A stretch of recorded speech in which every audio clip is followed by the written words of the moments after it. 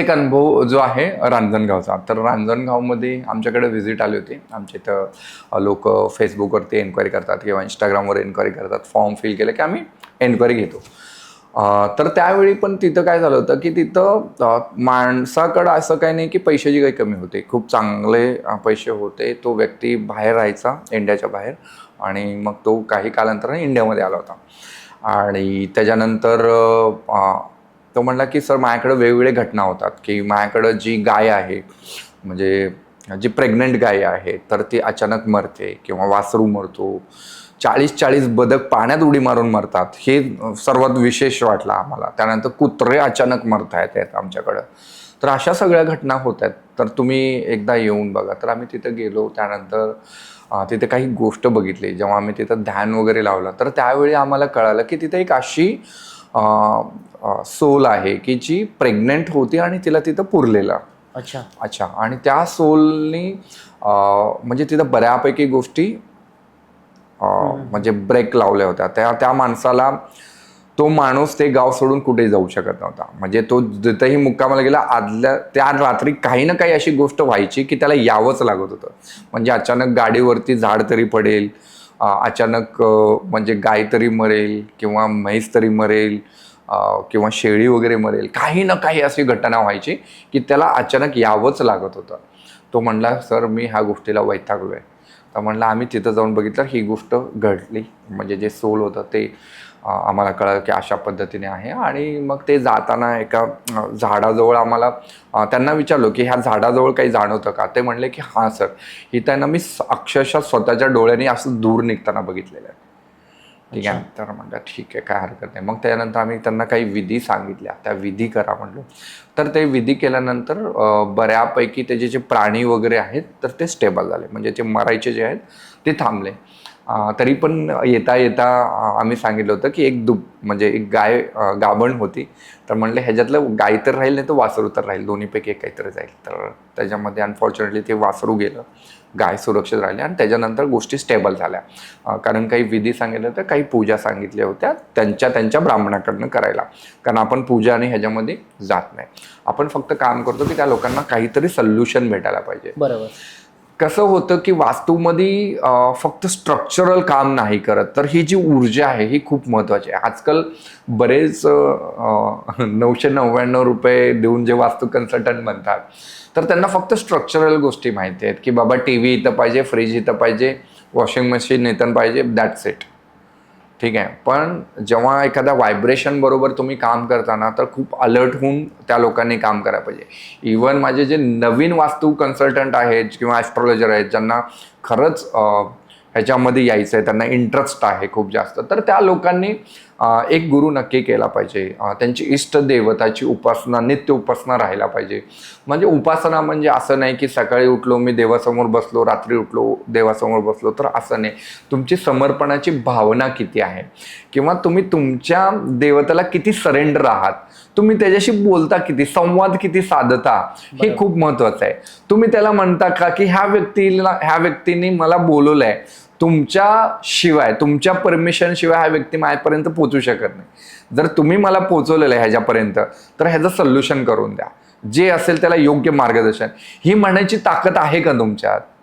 जर तुम्ही ते म्हणत नाहीये तर ते अलाइंडच नाहीये तुम्ही. बरोबर. तुम्ही त्या देवतांना सोबत घेऊनच जात नाही. तुम्ही घ्या ना, तुमच्या इष्ट देवतांना सोबत घ्या, त्यांना म्हणा, त्यांना आव्हानित करा की ह्या व्यक्तीचं जेही प्रॉब्लेम आहे ना ते सॉल्व्ह करा. ठीक आहे. कारण त्यांनी आज कुठं ना कुठं त्या माध्यमाने, त्यांच्याशिवाय तर तो तुमच्यापर्यंत येणार नाही. बरोबर. बरोबर आहे. आज आपण म्हणतो ना की अरे एक पान हलवण्याची ताकद पण आपल्यात नाहीये. जर एखादी व्यक्ती तुमच्यापर्यंत येते तर आणलं कोणीतरी पोहोचवलं असेल ना. तुम्ही ज्या देवताला मानता त्या देवतांनी पोहोचवलं असेल. बरोबर. जर त्या देवताने पोहोचवलं, त्या देवताला रिक्वेस्ट करा. डेफिनेटली घराच्या अगोदर निघतानाच रिक्वेस्ट करा. तिथं गेल्यावर त्या जी वास्तुपुरुष आहे त्यांना सांगा, तर मग ती गोष्ट सॉल्व्ह व्हायला चालू होते. बट मला असं वाटतं की इनिशियली जे लोक नवीन आहेत, तर त्या लोकांनी अशा वास्तूमध्ये जास्त हात नका घालू की जिथं बऱ्याच वेळा एक पॅटर्न बनतो. बऱ्याच वेळा असं बघतो की अरे बहिणींचे लग्न नाही झाले, भावांचे पण लग्न नाही झाले, कुणाचेच लग्न झाले नाही. किंवा बऱ्याच वेळा हा पॅटर्न बघायला लागतो, त्यांना मुलं नाही झाले, ह्यांना पण मुलं नाही झाले, ह्यांना पण मुलं. तर तिथं आहे ना एक सिस्टम बनलेली असते, ते एनर्जीचा इन्फ्लुएन्स असतो. ओके. आणि ते आपल्याला कळत नाही. बऱ्याच वेळा असं होतं की ह्याचं लग्न झालं, ह्याचा डिवोर्स झाला, ह्याचाही लग्न झालं, ह्याचाही डिवोर्स झाला, ह्याचाही लग्न झालं. हा जो पॅटर्न आहे, हा पॅटर्न कुठून तयार झालाय आणि तो आपल्याला बघावा लागतो, फाइंड आउट करावा लागतो. आणि तिथं मग एनर्जीच लागते तुम्हाला. तिथं तुमचं वास्तू काम करणार नाही. तुम्ही फक्त जर स्ट्रक्चर वास्तूमध्ये गेले की बाबा यांचं ईशान्येला देवघर केलंय, आग्नेयला किचन आहे, तरी पण का होत नाही, ते होणार नाही. कारण तो पॅटर्न वेगळा आहे. बरोबर. ह्याच्यासाठी अनुभव पाहिजे, ह्याच्यासाठी तुम्हाला गुरु पाहिजे. बरोबर. तुमच्या गुरूंची ताकद, तुमच्या इष्टदेवतांची ताकद, महादेवांची ताकद ह्याच्यामध्ये पाहिजे. सगळंच मला येतंय. आज मी फलाना डिग्री घेतलोय, मी आज PhD केलेले आहे, मी वास्तुविशारद आहे, वास्तू पंडित आहे, वास्तुशास्त्री आहे, काही कामाचं नाही तिथं. बरोबर. तिथं तुमचा अनुभव कामाचा आहे. आणि हा अजून म्हणजे असं विशेष वाटतं ना कधी कधी लोकांचं, की लोकांना आता माझ्याकडे जेव्हा फोन येतात ना, तर ते म्हणतात सर गॅरंटी काय आहे. अच्छा. हा, अरे मग मलाच कधी कधी प्रश्न पडतो, हा खरंच गॅरंटी काय. गॅरंटी काही नसते, कुठल्याच गोष्टीची गॅरंटी नाही आहे. आज तुम्ही झोपलं, सकाळी उठायची गॅरंटी नाही आहे. बरोबर. ठीक आहे. आज समजा एखादा माणूस आहे, जो एखादा डॉक्टर आहे, जो डिलिव्हरी करतोय. समजा तुम्ही आजपर्यंत हजारो बाळांची डिलिव्हरी केली असेल किंवा बायांची डिलिव्हरी केली असेल, तर ते जेव्हा डिलिव्हरी केलंय, तर तो जेव्हा पण 1001 वाला पेशंट जेव्हा आत घेतो, तो अगोदर सही करून घेतो. बरोबर. तर त्याला ह्याची गॅरंटी नाही का डिलिव्हरी प्रॉपर होणार, त्याला त्याची गॅरंटी आहे, त्याला समोरच्या माणसाची गॅरंटी नाही आहे. हा कधी उलटेल. बरोबर. राईट. प्रॉब्लेम तुमचा असतो, तुम्ही समोरच्यावरती ठोपून मोकळे होऊन जाऊ शकता. बरोबर. त्यामुळं तुमच्या प्रॉब्लेमची गॅरंटी कोणी नाही घेऊ शकत. प्रॉब्लेम तुम्हाला आहे ना, मग तुम्हाला डॉक्टरकडे जाणं गरजेचं आहे. मग जर तुमचा आध्यात्मिक प्रॉब्लेम आहे, तुम्ही देवताकडे जाता ना, मग तुम्हाला जायचंच आहे. मग तिथं तुम्ही म्हणता का देवा मला गॅरंटी दे, नाही म्हणू शकत. बरोबर. मी तुला 11 नारळ चढवतो, तू माझं हे काम कर. हे काय व्यवहार आहे. अध्यात्मामध्ये कसला व्यवहार करताय. राईट. आणि हे कन्सल्टंटकडे गेला तर प्रॉपर कन्सल्टंट आहे तो माणूस आहे, कितीही केला तरी त्याचे काही लिमिट्स आहेत. त्या लिमिट्समध्येच तो काम करणार आहे. लोकांना असं वाटतं ना, मी आता जर ह्याला वास्तूची फी दिली आहे किंवा वास्तू कन्सल्टंट बोलवले तर संपला, आता माझं काम संपलं. असं नाही होऊ शकत. तुला तुझे कर्म चांगलेच ठेवायचे, तुला मेहनत करायचीच आहे. बरोबर. त्याच्यानंतर तुला हे रिझल्ट भेटणार आहे. वास्तू तुम्हाला साथ देईल. म्हणजे वास्तू साथ देईल. बरोबर. तुम्ही वास्तूसाठी काम करते का वास्तू तुमच्यासाठी काम करते, हे वास्तू कन्सल्टंट सांगू शकतो. बरोबर. आणि अशी काही वाईट अनुभव आलेत का, म्हणजे जसं की म्हणजे क्लायंटच चुकीचा निघाला, म्हणजे उलटच काही झालं असं? बऱ्याच वेळा आहे ना, एक माझा पुण्यामधला एक अनुभव आहे. म्हणजे पुण्यामधले लोक म्हणजे ग्रेटच आहेत. म्हणजे तिथं कन्सल्टंटला पण बऱ्याच गोष्टी शिकायला भेटतात. तर मी बराच टाइम पुण्यामध्ये काढलो. तर पुण्यामध्ये एक असंच व्यक्ती आहे. तर त्यांनी बोलवलं होतं. त्या घरामध्ये गेलो मी, सगळ्या गोष्टी बघितल्या. तर तिथं जो व्हायब्रेशन होता, तर तिथं आहे ना आजाराचं व्हायब्रेशन जास्त होतं. म्हणजे असं वाटत होतं की ह्या जमिनीवरती कंटिन्यू माणूस आजारी राहील. प्रत्येक जागेची एक ऊर्जा असते बघा. एखादा आहे ना वडापाववाला आहे ना, एखाद्या ठिकाणी वडापाव बनवतो ना, तो वडापाव खूप टेस्टी बनतो. तर ती जागेची ऊर्जा आहे. अच्छा. ठीक आहे. पण ती जागा सोडून तो दुसरीकडे गेला ना, तो वडापाव तसा नाही बनणार. बरोबर. त्या जागेचे व्हायब्रेशन आहे. तर सेम तसंच प्रत्येक त्या जागेमध्ये मला वाटलं की बाबा इथं आजार जास्त होऊ शकतो. त्या व्यक्तीला म्हणलं इथं आजारीपणा जास्त आहे. तर म्हणजे ठीक आहे सर. मग जेव्हा ते घरामध्ये गेलो, साधारण 2 फ्लोअरची बिल्डिंग होती. दुसऱ्या फ्लोअरवर गेलो. मग मला समोरच त्यांची आई बेड रिडन वाटली मला. मग त्यांना मी सांगितलं की ही जी आई आहे, तर ह्यांचं बेड इकडे शिफ्ट करा, जेणेकरून ह्यांची हिलिंग फास्ट होईल. अच्छा. पण आश्चर्य काय माहिती का, त्या माणसाचा प्रश्न काय होता, सर मी तिजोरी कुठे ठेवू. अच्छा. म्हणजे माझं लॉकर कुठे ठेवू. म्हणजे आईचा बेड सरकवण्यापेक्षा पहिलं माझी तिजोरी सांगा मला. राईट. मग हिथं मार खाता अध्यात्म. हे आध्यात्मिक अलाइंड नाही आहेत हे लोक. ओके. हे लोक फक्त स्वार्थीपणाला अलाइंड आहेत. बरोबर.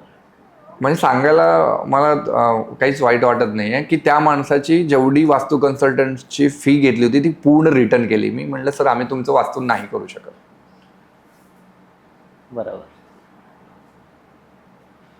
अशा ठिकाणी पण आम्हाला अनुभव आलेले आहेत. अजून एक विशेष अनुभव आहे, अजून एक क्लायंट आहे. मग खूप असे वेगवेगळे लोक भेटतात, व्हरायटीज आहेत. तर तसाच अजून एक व्हरायटी आहे. एक व्यक्ती होती, तर त्याला काही प्रॉब्लेम होता, ठीक आहे, हेल्थ इश्यूज होता. त्या व्यक्तीला म्हणलं की जर सर आपण वास्तू केलो तर वास्तूमध्ये वेगळं काही होणार नाही, हे हिलिंग आपोआप नाही होणार, मे बी असं होऊ शकतं तुम्हाला एक चांगला डॉक्टर भेटू शकतो ज्याच्यामुळे तुमची हिलिंग फास्ट होऊ शकते. तर आम्ही 6 महिन्यानंतर परत रिव्हिजिट केली, काही चेंजेस सांगितले, त्यांनी केलं. त्यांनी ईशान्येमध्ये पितरांचे फोटो लावले. अच्छा. ईशान्येमध्ये जनरली पितरांचे फोटो लावायचे नसतात. नैऋत्यामध्ये पण दक्षिण भिंतीवर किंवा पश्चिम भिंतीवरती आपण पितरांचे फोटो लावतो, ठीक आहे. ईशान्येमध्ये कुठल्याच पितरांचे फोटो लावायचे नसतात. जर ईशान्येमध्ये पितरांचे फोटो लावले तर स्किनच्या रिलेटेड डिजीसेस, ठीक आहे, त्वचा रोग होऊ शकतो आणि बोनच्या रिलेटेड काही ना काही प्रॉब्लेम होतात किंवा जे नर्व सिस्टम आहे, नर्व सिस्टम डॅमेज होऊ शकतो. अच्छा. हे सांगितलं होतं. मग त्याच्या तशाच रिलेटेड आजार होता. आणि मग आम्ही सांगितलं, 6 महिन्यांनी परत गेलो, परत सांगितलो, ते काय ऐकले नाही. पण काही दिवसानंतर त्याला एक चांगला डॉक्टर भेटला, त्याचं ऑपरेशनही चांगलं झालं आणि ती व्यक्ती व्यवस्थित झाली. अच्छा. मी स्वतः डोळ्याने बघितली, ती व्यक्ती व्यवस्थित. ते झाल्यानंतर ती व्यक्ती म्हणजे अजून पण वास्तू काम नाही करत. आता अशा लोकांसमोर काय डोकं फोडून येणार. बरोबर. म्हणजे त्यांचं म्हणणं असं आहे की तुम्ही वास्तू व्यवस्थित केली तर स्वतःहून माझं सगळं बरं होऊ द्या, त्यांचं असं म्हणणं. हा, म्हणजे देरे हरी खाटल्यावरी, म्हणजे मला मेहनत करायची नाही, पैसे आपोआप येऊ दे. हा, असं. हे असं नाही होऊ शकत. वास्तू असं नाही. वास्तू ॲस्ट्रॉलॉजी हे सपोर्टिव्ह सायन्स आहे. बरोबर. तुम्हाला अलाइंड करण्यासाठी किंवा तुमच्या बेटरमेंटसाठी, तुम्ही तुमच्या लाईफमध्ये प्रोग्रेस व्हायच्यासाठी. बरोबर. खूप विचित्र अनुभव असतात. कधी एनर्जी वाईज असतात, कधी माणसा वाईज असतात. एक वेळ एनर्जी बरोबर डील करणं सोपं होतं, माणसाबरोबर डील करणं अवघड होतंय. मला वाटतं देव पण कधी असाच कन्फ्यूज होतात की याला डील कसा करावा याच्याबरोबर.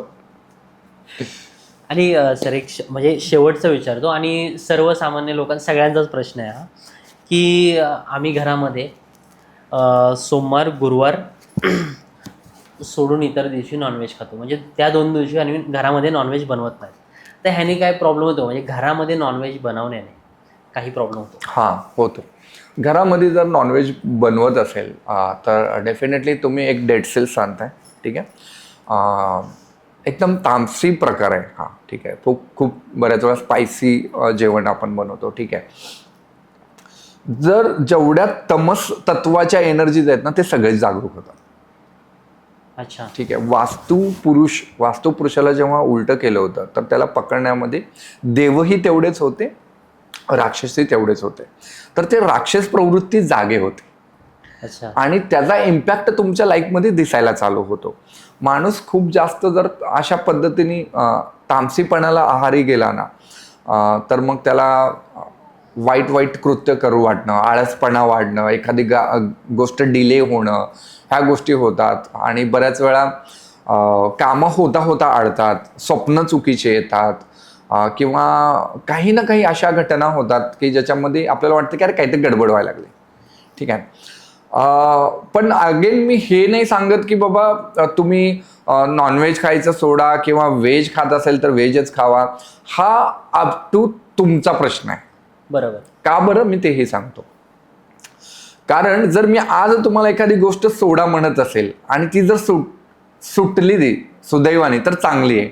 जोपर्यंत तुमची अंतरात्मा सांगत नाही ना की हे सुटायला पाहिजे, तोपर्यंत माणूस सोडत नाही. बरोबर. राईट. ज्यावेळी तुम्ही अध्यात्माची पहिली पायरी चढणार त्यावेळी ऑटोमॅटिकली ज्या गोष्टी नको आहेत तुमच्या लाईफमध्ये ते आपोआप सुटत जाणार आहे. मग माझं असं म्हणणं आहे की तुम्ही अलाइंड व्हा त्या देवता बरोबर, जी तुमची इष्ट देवता आहे, की जे तुमचे सिद्ध गुरुज आहेत, जे तुमची कुलदेवता आहेत, त्यांच्याबरोबर अलाइंड झालात ना, तुमच्या ह्या बाकीच्या सगळ्या गोष्टी आपोआप सुटतात. मग तिथं असं राहतच नाही की चुकीचं आहे का बरोबर आहे, मग हे चांगलं आहे का खराब आहे. पण कुठलीच जगामध्ये कुठलीच गोष्ट वाईट किंवा चांगली नाही आहे. मग ती ठरती कशी चांगली का वाईट आहे, ते आहे तुमचा उद्देश, तुमचा इंटेन्शन. बरोबर. तुमच्या इंटेन्शनवरती तुमचा इंटेंट कळतो, त्याची इंटेन्सिटी कळते. बरोबर. तुम्हाला काय करायचंय आणि त्याच्यासाठी तुम्ही किती तीव्र आहात करण्यासाठी किंवा उत्तेजित आहात की मला हे करायचंच आहे. बरोबर.